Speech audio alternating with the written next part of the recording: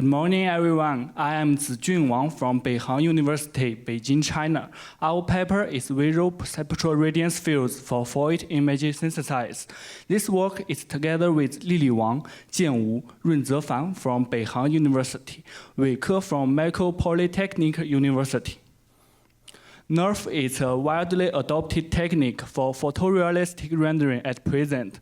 Conventional NeRF methods struggle to meet the requirements for real-time rendering and high perceptual quality in virtual reality. Foveated rendering technique renders different regions of images at varying levels of quality, allowing for accelerated rendering. However, NeRF and Foveated rendering cannot be directly integrated. The motivation of our method is extend human visual perception models to accelerate NeRF in VR applications. Specifically, we aim to model visual sensitivity information of human visual system using radiance field and achieve higher synthesis quality in both the foveal and the silent regions.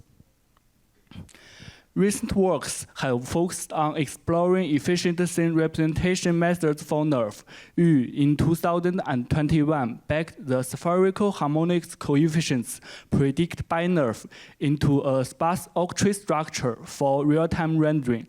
Later, they proposed plan oxels, which directly optimize the SH coefficients stored in the feature grid. Miller proposed instant NGP, which represents the scene through a hash tape approach. Based on basic NeRF, some works focused on accelerating NeRF inference. NeRF used a depth oracle network to predict the sample locations along each ray. Kurz proposed an end-to-end neural network, which only renders the output of the sampling network to accelerate rendering. Deng presented full NeRF. This is the first gaze contingent representation and Foveated rendering method in NeRF. However, none of these methods combine the visual acuity with the scene contrast sensitivity to accelerate NeRF rendering. To adapt NeRF to Foveated rendering, our work aims to further improve the rendering speed of radiance fields and preserve the rendering quality of the foveal and the silent regions. There are two challenges needed to be addressed. One is how to generate visual sampling rate maps for current views rapidly without compromising rendering performance. The other is how to select sampling points for each ray in the volumetric rendering process more efficiently based on visual acuity and sensitivity. We proposed Visual Perceptual Radiance Fields Foveated rendering framework named VPRF to address the above challenges. This page shows the pipeline of our method. There are three main steps. Step 1 is the visual perceptual Foveated rendering representation. Step 2 is the visual perceptual sampling strategy. Step 3 is the sampling weight constraint training scheme. In the first step, we use a set of RGB images and corresponding visual sensitivity maps as training input. The visual sensitivity map is generated by employing the spatial contrast sensitivity function to detect the edges and the silent features of the picture.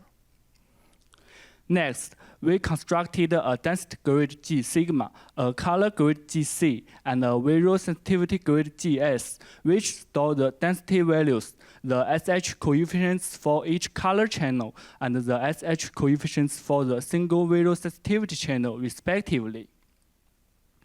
The goal of runtime rendering is to map the three-dimensional coordinates x, y, z to a high-dimensional feature vector kc, ks, and sigma. For any given 3D point, its density and the SH coefficient are computed through trilinear interpolation from the nearest 8 voxels. The SH coefficients k in each voxel are used for wheel-dependent evaluation. Given any wheel direction d current the predefined basic functions, the wheel-dependent color and sensitivity value are reconstructed by a weighted sum. Then, following the traditional NeRF volumetric rendering equation, we compute the view-dependent color and sensitivity features of each ray.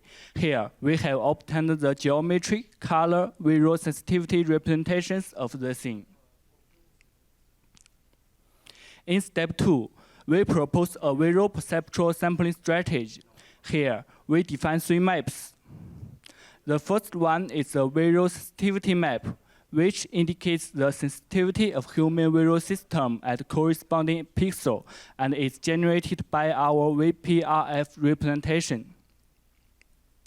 The second one is visual acuity map, which indicates the user's visual acuity based on the gaze point. Finally, we blend these 2 maps to generate the visual sampling rate map, which guides the sampling process of the ray during next stage.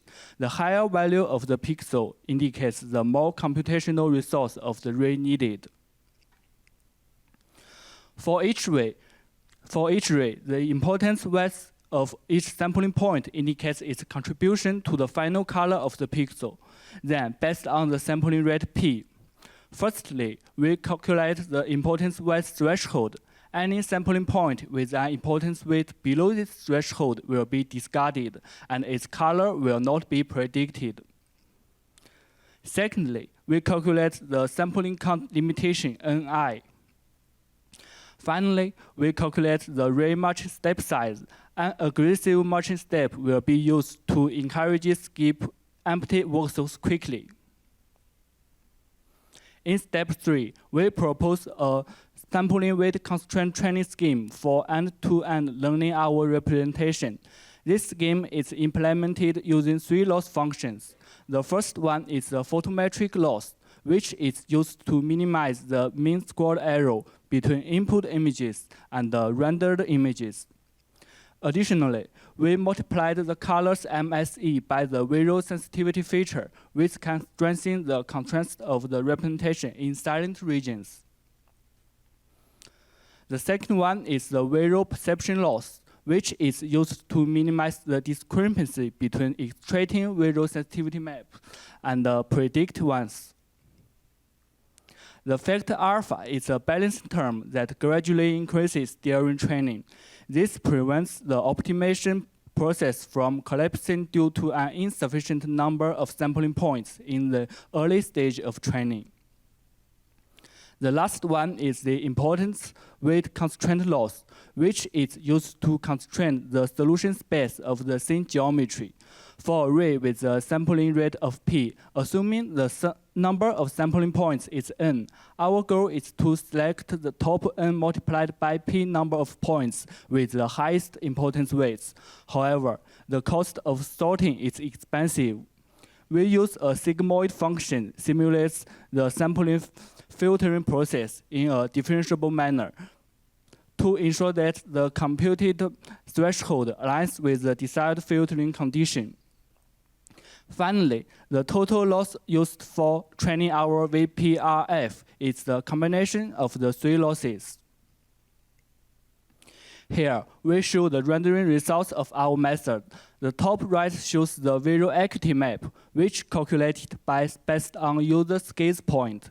The bottom right shows the visual sensitivity map, which generated by our VPRF representation. Based on these 2 maps, we calculate the final visual sampling rate map for current view. Finally, our method renders about 83 FPS with higher perceptual quality in the forward and the silent regions. We compare our result with the SOTA full nerve method. In classroom scene, our rendering results preserving better details in both the forward region and the silent region in the periphery. We compare our result with another nerve-accelerated method for improving sampling efficiency, named ADA nerve. Compared with ADA nerve, the details rendered by our method are more clear. This table shows the performance and quality comparison between our method and other nerve acceleration methods. For quality evaluation, we partition the imaging space into 4 regions: overall, forward, peripheral, and silent.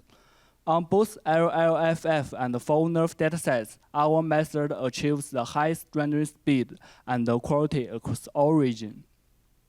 Compared with ADA nerve, our method achieves a 6.9 times speed up without sacrificing perceptual quality.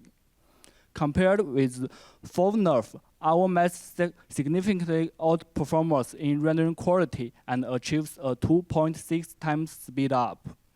Finally, we designed a user study to evaluate the perceptual synthesis quality of our method. We asked participants to rate the visual perceptual quality of each animation generated by different methods from 1 to 5. The result shows that our method significantly enhances the visual perceptual quality of rendered Foveated images. In conclusion, we propose a new visual perceptual radiance fields representation method named VPRF, which integrates the visual acuity and constraint-sensitive models in the radiance field rendering framework.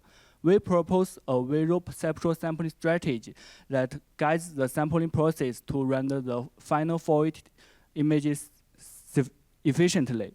And we propose a training scheme based on sampling weight constraints for end-to-end learning our representation. There are some limitations of our method. Firstly, in comparison to MLP-based methods, the voxel grid consumes large memory during runtime. Secondly, our method does not incorporate the temporal information of the scene. Thus, it cannot synthesize Foveated images for dynamic environment. In the future work, the first possible one is to extend our voxel-based representation to other storage efficiency approaches. The second one is to model the radiance field based on temporal information towards moving objects, enabling the synthesis in dynamic scenes. That's all. Thank you.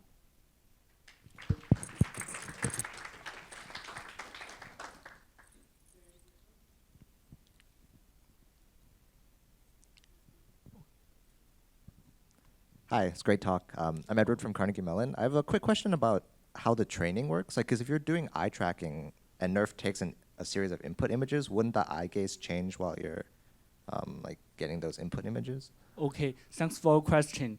For the nerf representation, we use the voxel grid, which stores the spherical harmonic coefficients. Like the plan voxels, we only train the feature grid during the training process, and there are no MLP-based methods. Thank you. Okay, yeah, thank you.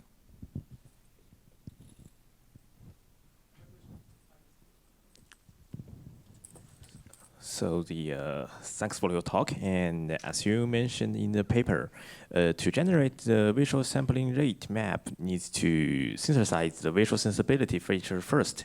So how to ensure that the whole rendering process can meet the real time?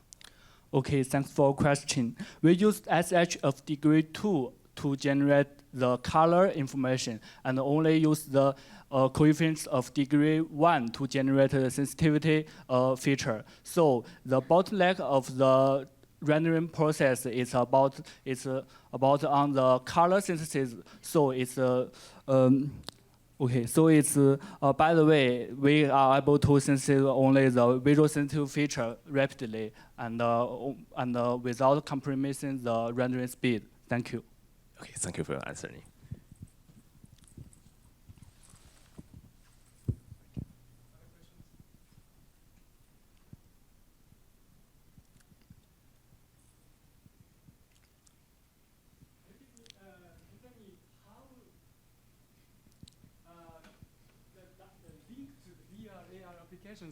With your system. At the moment, yeah, it's of course this is a graphic session. Of course, it's fine, but this is kind of ISMAR conference. I would like to know. Okay, okay. For the associated with VR and AR, it's Foveated rendering. It's a rendering technique that can allocate more rendering consumption on the gaze point or the center regions that human interested. So this is associated with AR and VR. Thank you. Okay.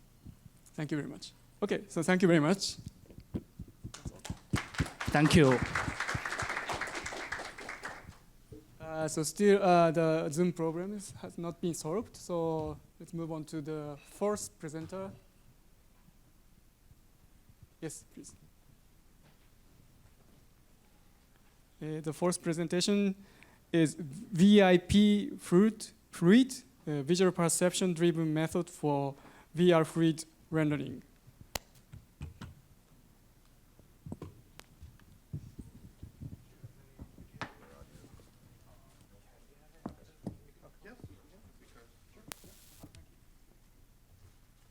Test.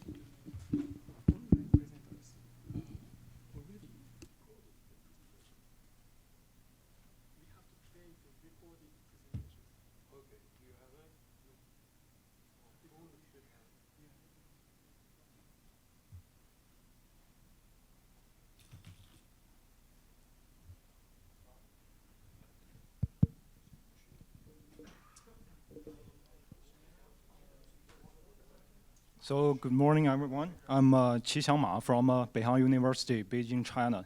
Today, I'm excited to present our work titled VIP Fluid Visual Perception-Driven Method for VR Fluid Rendering.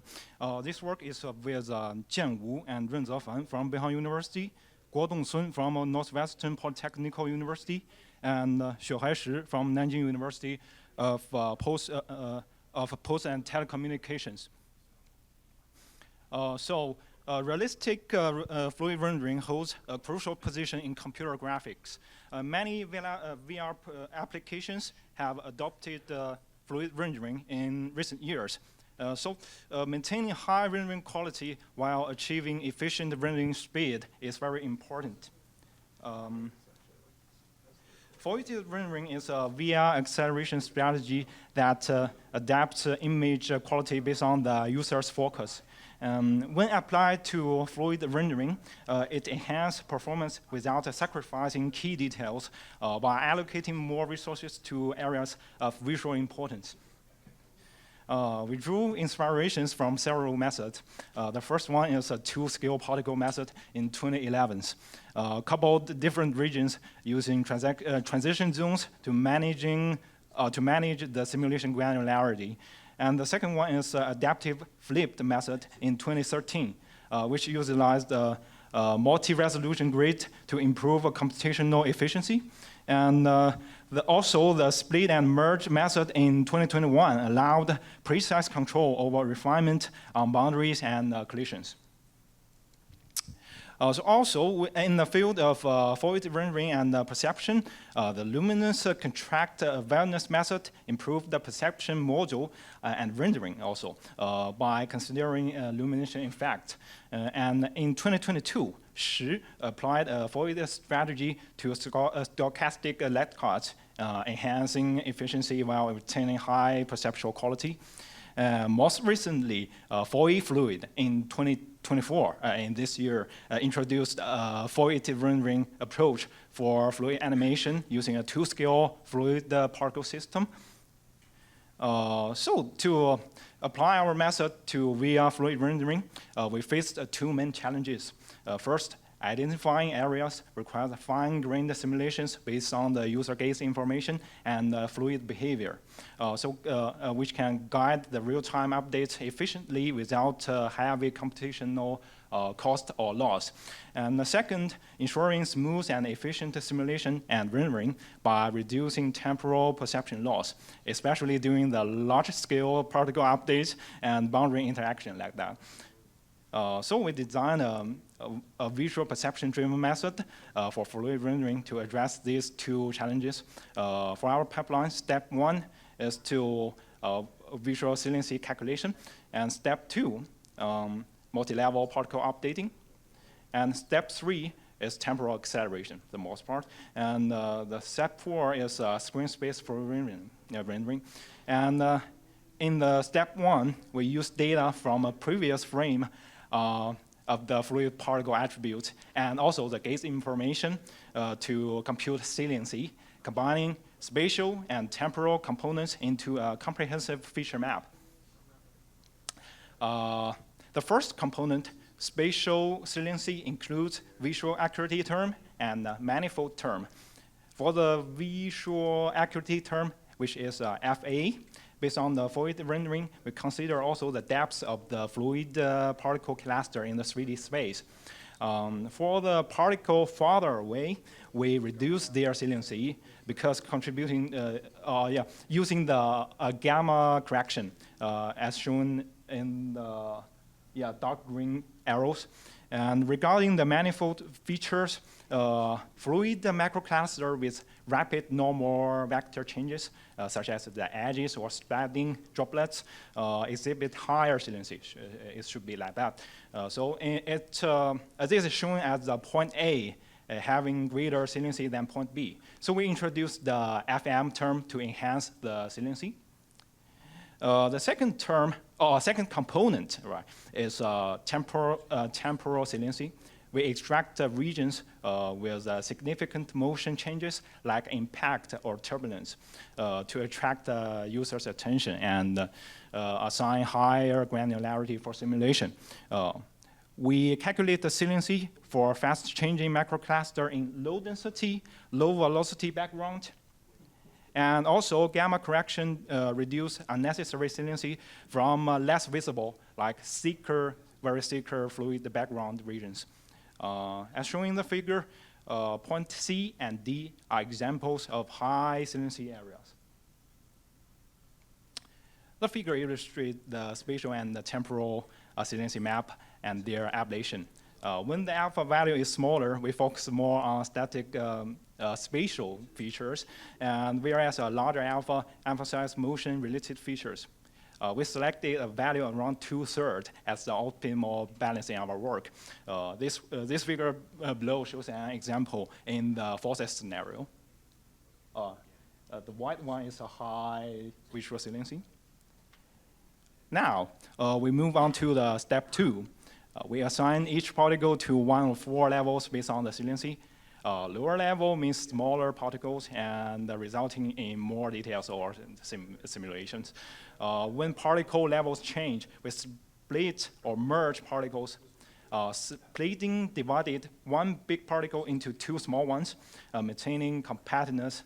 We do not want the system going to explode or something to maintain the stability. And merging combines nearby particles. If the new particle's radius overlapped with the previous one, we just roll back to avoid some artifacts. Particle information is stored linearly for efficient indexing for the parallel system like CUDA. Real-time splitting and merging require memory alignment. When splitting, attributes are passed to smaller particles, and then the old particle's memory is erased and marked invalid. Merging involves finding neighborhood particles, and then check radius constraints. Finally, we erase small particles if constraints are met. Yeah. At the end of each frame, we face memory fragmentations from invalid particles. So we address this by calculating valid particle IDs using prefix sum, and by the parallel blocks and the sharing buffer. Then compressing particle into array memory using new IDs. This rearrangement prepared particles for next frame level updates and ensures the solver can update physical properties efficiently. But finally, we have to sort the indices again for the next frame particle level updates. In step 3, we use our design PDP module, which we will be introducing in the future, next slide, to fit the threshold tau and get the accelerated solver. When tau is greater than 0, all the particles is activated. But when the tau is less than 0, we activate only certain particles, while others just pull stored attributes from the grid, turning off splitting also to reduce memory passing or load. An important sampling function prioritizes particles based on mass, saliency, and gradients, both within and across the particle levels or grids, to ensure the crucial interactions are preserved. As mentioned earlier, the previous slides, to ensure smooth visuals, we proposed a PTPE guided temporal acceleration strategy that dictates when to update particles and activate acceleration. In our user study, participants watched videos with varying frame rate and standard deviations, which can help us to fine-tune the timing for optimal updates. We asked them to rate the rendering fluency on the scale from 1 to 7, which is means from bad to good. After collecting reports, we generate a heat map of PTP score. By analyzing the contour lines, we found that, percept the quality follows an exponential distribution, and it's better where with higher mean frame rate and lower deviations. We used 4 as the perception threshold. We performed the regression fitting to derive the tau parameter. If the frame rate configuration is above the curve, perception is good. But if it is below the curve, severe fluctuation would trigger the acceleration. Finally, we computed particle render using the SSF algorithm and looped for the next frame. Here's an example in the single DOM and faucet scenarios. We compare our method with a low and high resolution PBF as the baseline, and also sort method for fluid in this year. Our method retains finer details in foveated regions like the center of the single damp system, and also preserves salient regions outside the foveated regions, such as splash edges, and align better with the human preferences. So we also compare our method in scenes where 2 water jets impact with each other. Our method preserves details in non-Fourier regions like fragment and splashes, and phenomena like liquid bridge also been kept. So the vertex structure with our acceleration strategy is less intact with each other when compared to our naive strategy. But overall realism remains plausible when compared to the ground truth. In the faucet scene, phenomena like splash crown with ripples and a central dry spot due to the high speed impact are kept. Sometimes ripples collapse into droplets in our acceleration strategy, yet overall realism is better than Fourier fluid. We compare our method with high resolution PBF using synchronized physical steps. Our method achieves expected result like water bridges and also vertex rings with plausible visual perception compared to the ground truth. Okay. We quantitatively compare the quality of 3 scenarios. Our method exhibits similar quality to Fourier fluid in the foveated region and performs better overall and in other salient regions. For structural similarity, we use SSM to measure spatial fidelity. Our measure shows more reasonable and similar structure to the ground truth. Here is a comparison of actual running time in 2 scenarios. The left one is single DOM, and the right one is faucet. The higher resolution is slow, yeah.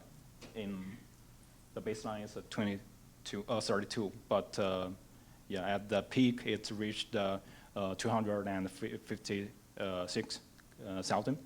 And for efficiency quantitative comparison, our method, the speed up aligns closely to, with Fourier fluid, especially in high load scenarios. It also improved the perception value under the PTP module, with tau changing from negative to positive in the faucet scene. the loss in the sawtooth quality is reflected by the average number of particles during runtime. We conducted user studies to assess experience and preference. Then we found that users prefer our method over Foveated, and the acceleration strategy did not degrade the visual perception. Also, our method performed comparably to high-resolution result. So in brief, we propose a visual perception-driven method for multi-granularity particle simulation and rendering. This approach leverages spatial temporal visual saliency to focus computation on key areas while optimizing performance elsewhere. Additionally, we introduced a PDP-guided temporal acceleration strategy to enhance efficiency without compromising visual quality. But our work is limited to simple boundary conditions and doesn't account for complex fluid-solid interaction or human-fluid interactions, neglects external object motion. And also, SSF rendering leaves bias in lighting effects like caustic, which can impact the perception analysis. The method is also unsuitable for large-scale environment like oceans. But in the future work, we could explore some data-driven works, fluid-solid interaction, or large-scale open water scenarios. So that is all about our work. Thanks for your attention.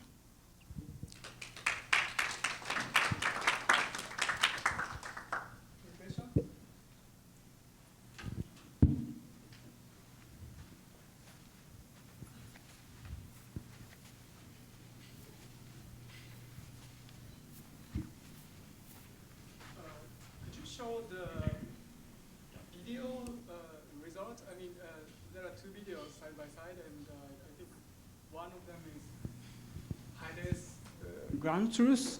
This one? Yes, yes, and so what should we? So the left, the hours is similar to the right side, or? Sorry, can you explain it again? Oh, yeah. So actually, the fluid system is very chaotic. If something happened in the very beginning, like just one or two particles are different in a different position, the outcome after maybe 100 frames or just 1500 frames can be very different. So we put two videos here.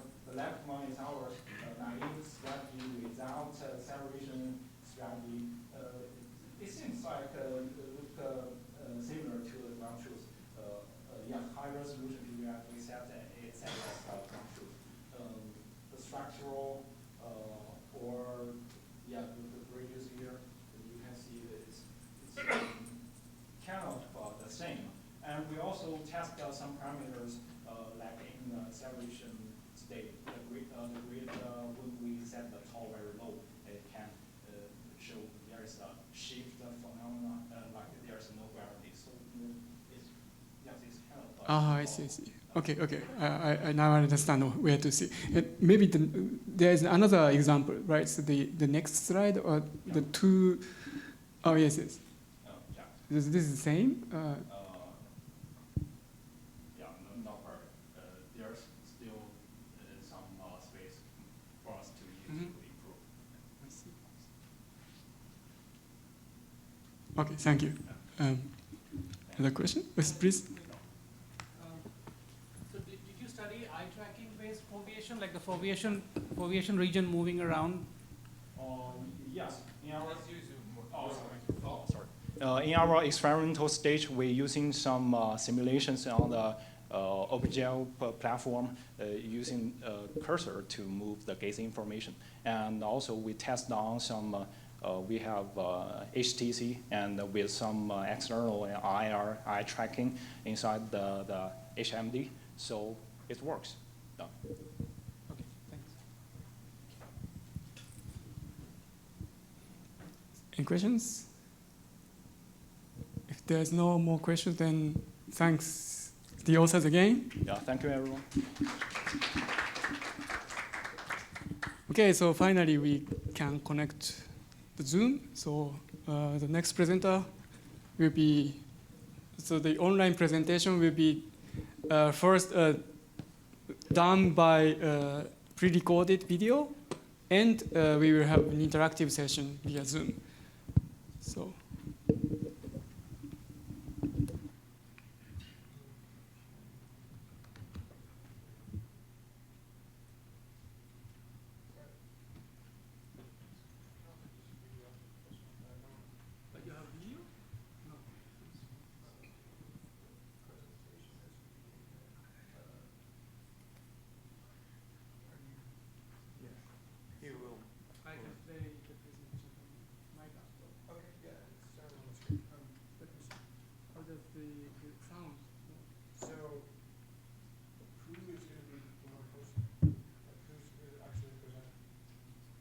Everybody has a, I think everybody has an access.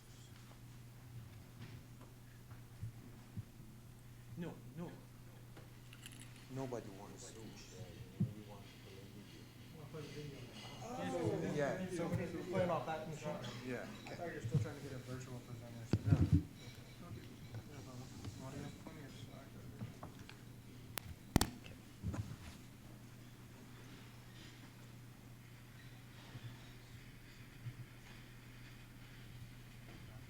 University, Beijing, China. Our paper is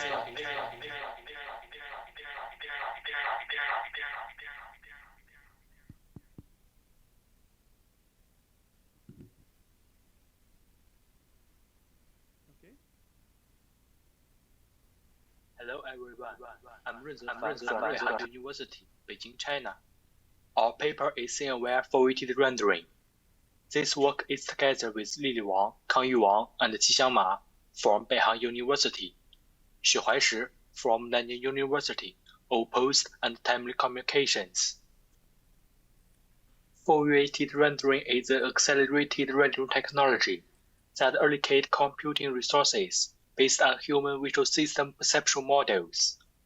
More computing resources are allocated to the fovea of human eyes, while fewer are allocated to the periphery. The motivation of our method is to improve rendering quality of foveated images based on scene awareness and the characteristics of the human visual system. Existing mapping-based foveated rendering methods use simple mapping and inverse mapping functions with ignoring visual feature of the scene. Wang in 2018 proposed the log polar method to accelerate foveated calculation in the log polar space. Yet in 2022 proposed the rectangular method to achieve foveated rendering in the rectangular space. There are also some works about foveated rendering. Stengel in 2017 allocated computational resources to pixels based not only on visual acuity, but also on gaze direction and movement, contrast, and brightness. Oken in 2019 proposed a variable rate shading method that improved the visual quality in the peripheral region by analyzing the local luminant contrast of the image. However, this method repeatedly rendered the foveated region. To improve rendering quality of foveated images, two challenges need to be addressed. The first one is how to combine the characteristics of the human visual system and the visual feature and generate the visual importance. The second one is how to generate the mapping function based on the visual importance. We propose a scene-aware foveated rendering methods to address the above challenges. There are three steps. Step 1 is conservative visual importance map generation. Step 2 is pixel size control map construction. Step 3 is pixel size map guided foveated rendering. In step 1, we first generate the visual acuity according to the gaze point with the acuity model. Then, the visual feature map is extracted based on the G buffer. Given a G buffer, we detect the object saliency and highlight and combine them to get the visual feature of each pixel. Next, we generate the visual importance map. The visual importance indicates the visual perceptual importance of each pixel to the human visual system. It is inversely proportional to visual acuity. Visual feature attracts people's attention. Visual importance is directly proportional to visual features. Besides, visual importance is inversely proportional to the gaze motion. In summary, the visual importance is generated based on the visual acuity, visual feature, and the gaze motion. For the mapping-based foveated rendering methods, the computational resources are fixed, which requires the conservation of the visual importance map. The final visual importance is normalized with the conservation equation. In step 2, we construct the pixel size control map. We first build the convolution kernel according to human visual system. Then, the convolution is operated on the conservative visual importance map with the kernel to construct the pixel size control map. The kernel is calculated as follows. Take a G buffer with resolution 7x7 for example. The red dot in the upper left corner denotes the gaze point. The yellow block denotes the visual feature. The conservative visual importance map is generated. The lighter the pixel's color, the greater the visual importance. We represent each pixel in G-buffer with a distinct color for clear viewing. For the log polar mapping, we calculate the area of each mapped pixel. The black region indicates no pixels are mapped to it, which results in a waste of computer resources. We stretch the circle region in log polar into a square region to utilize the buffer completely. Since the mapping function between C and E needs to be subjective and injective, the mapping needs to follow two constraints. Constraint 1. For a square region, the mapped region of it remains square. Constraint 2.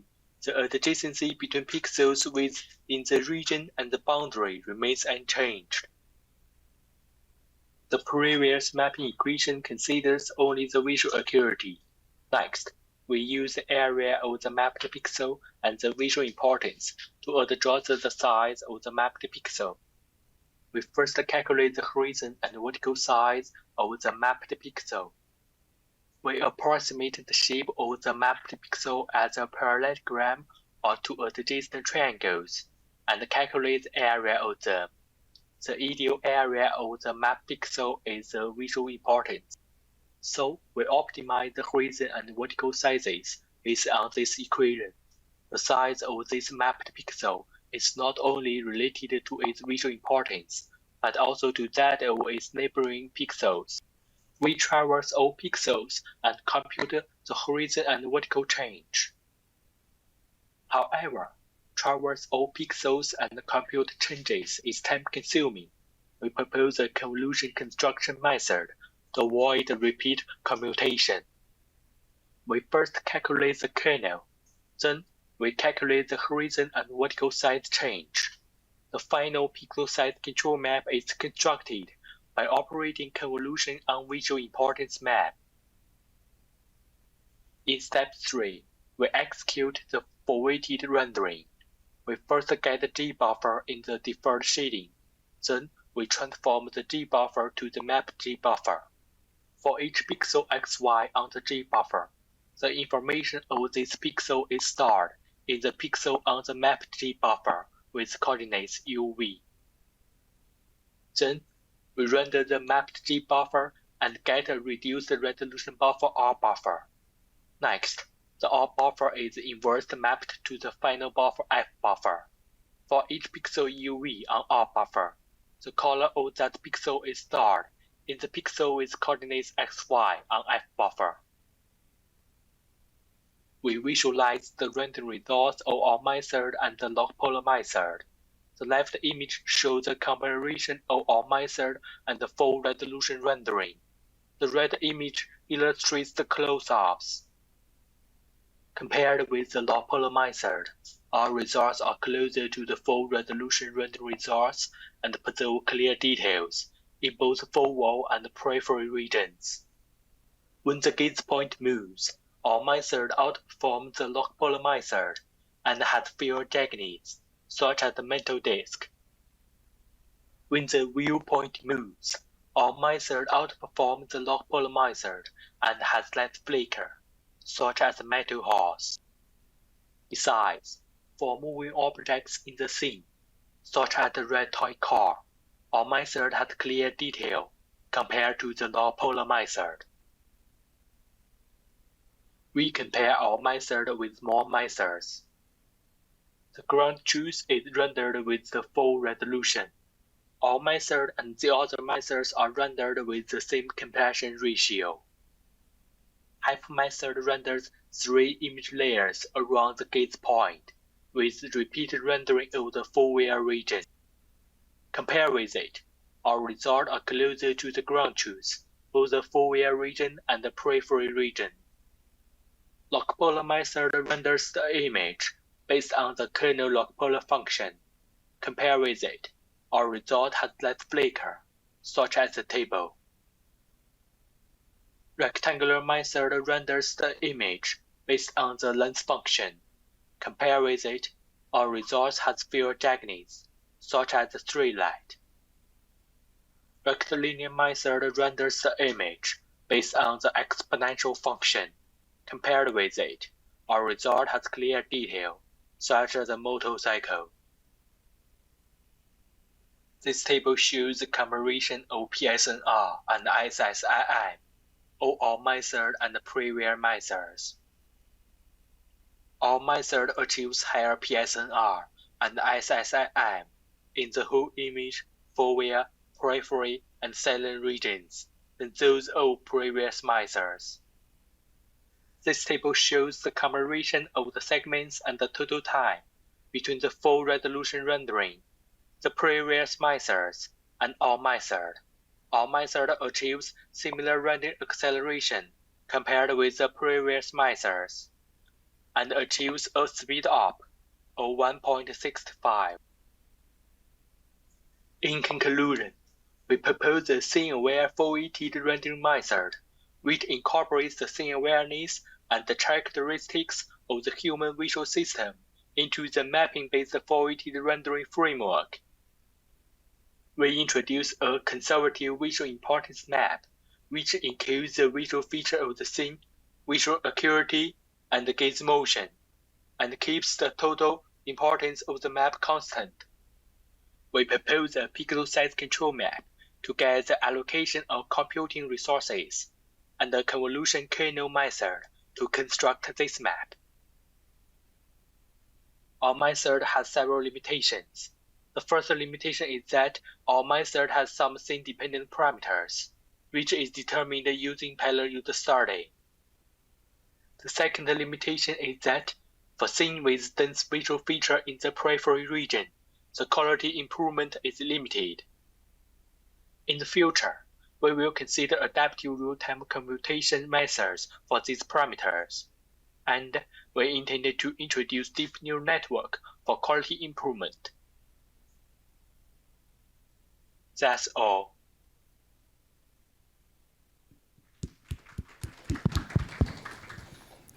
Okay, so Q&A.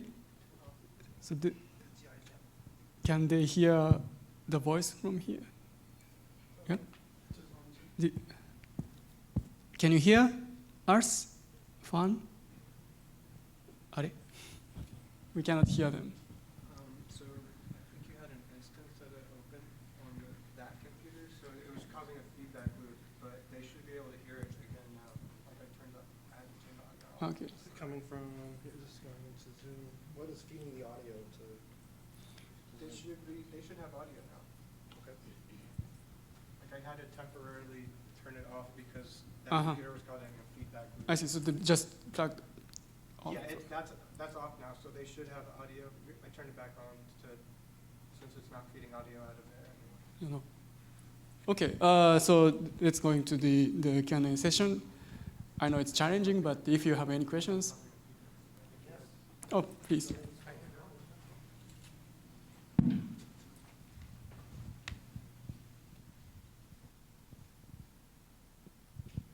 Hi. To calculate that saliency map, do you use just the color information of the G buffer, or do you use the normals or the depth information?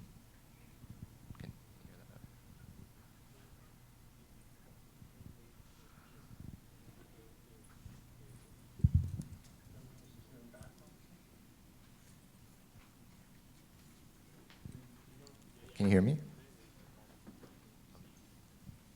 Oh, I think you're muted. So turn it down here. Turn the DI back up. Feedback loop. So if they're going to talk, they have to mute.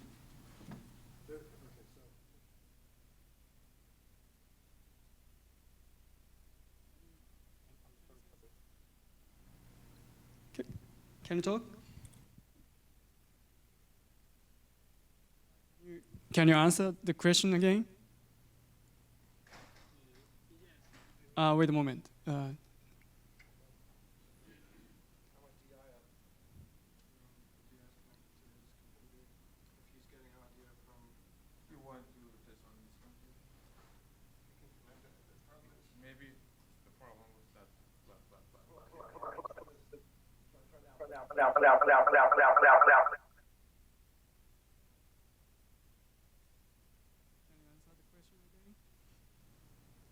Yes, can you hear me now? Yes. Okay. We calculate the map not only based on the color. We calculate the map based on the G buffer, which contains the such as albedo, the normal, not only based on color. Okay. Other questions? No, then yeah, let's thank the speaker again.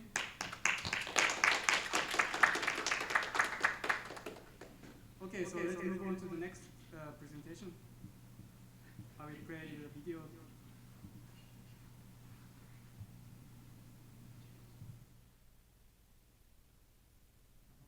This presentation will provide an overview of our paper, a real-time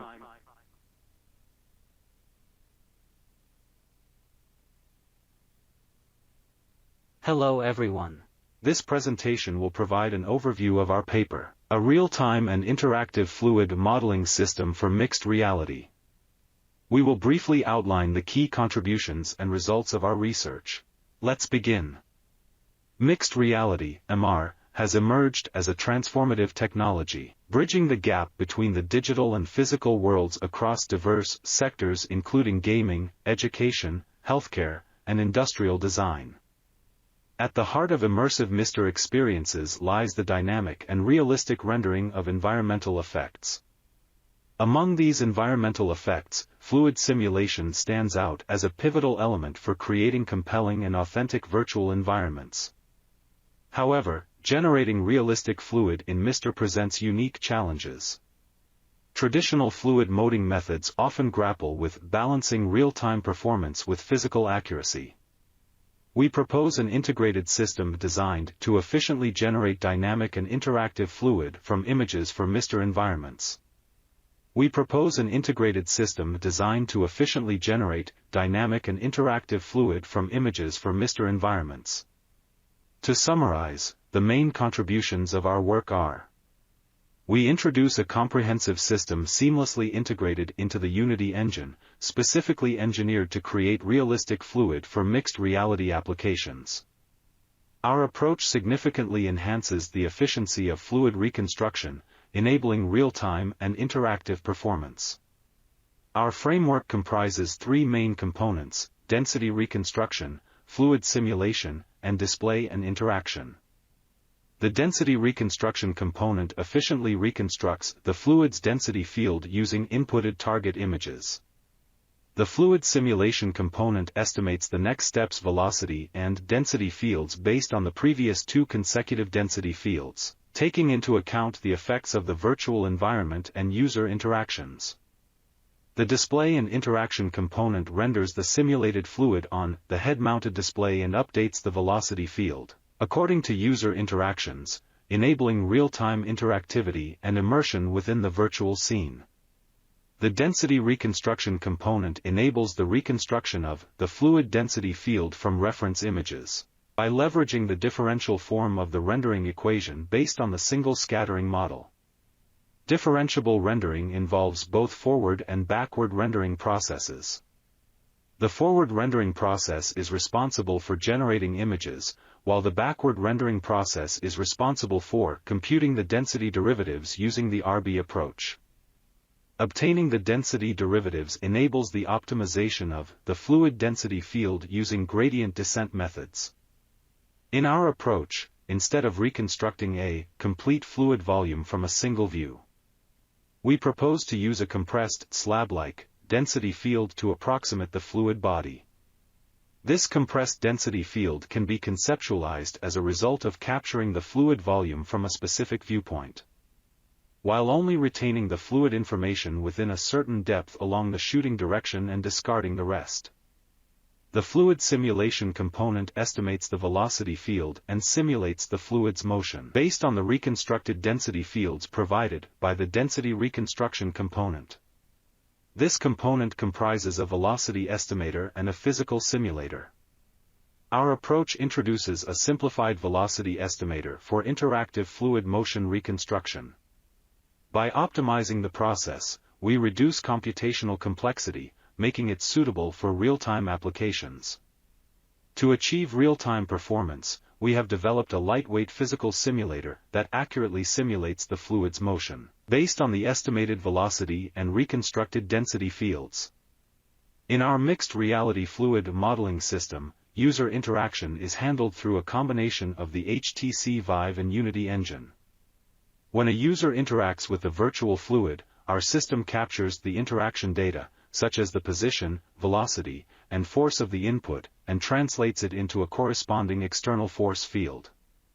To achieve efficient and visually convinced fluid rendering on head-mounted displays within the Unity engine, our method integrates a ray marching algorithm grounded in a single scattering model with the billboard algorithm. We measured the computation time and resource utilization of each component in our pipeline. As shown in Table 1, our system achieves real-time performance, with interactive frame rates ranging from 30.2 to 43.5 FPS, while efficiently managing memory usage. To demonstrate the high performance of our differentiable rendering method, we conducted a comparison experiment with Zin's method and the RB method.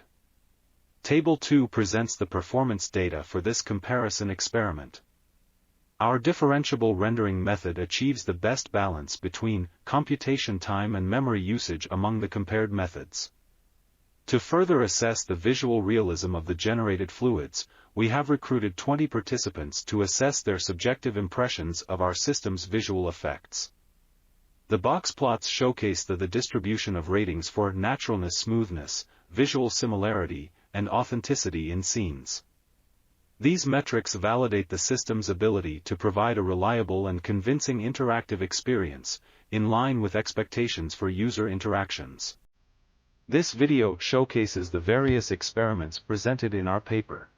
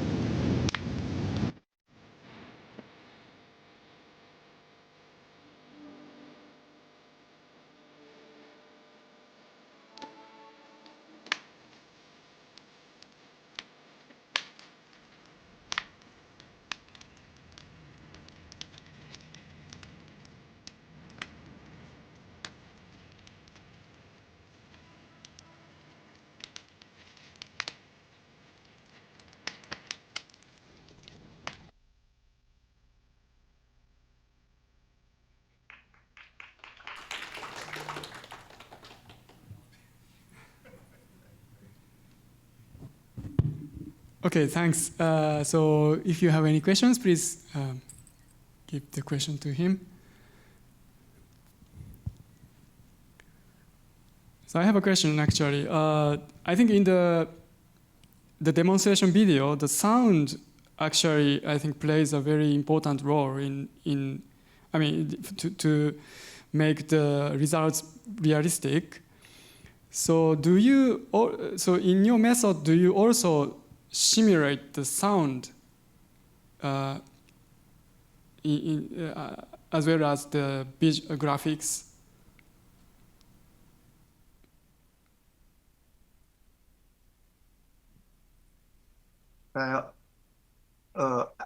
Actually, the sound of the demo is comes from the virtual things like hair dryer and the environment.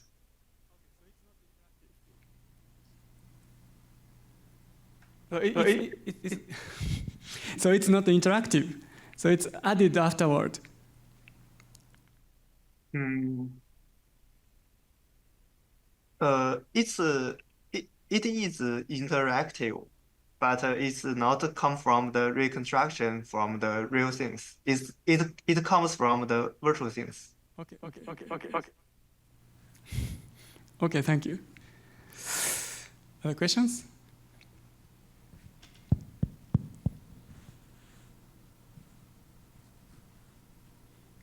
No? Then thanks the presenter again.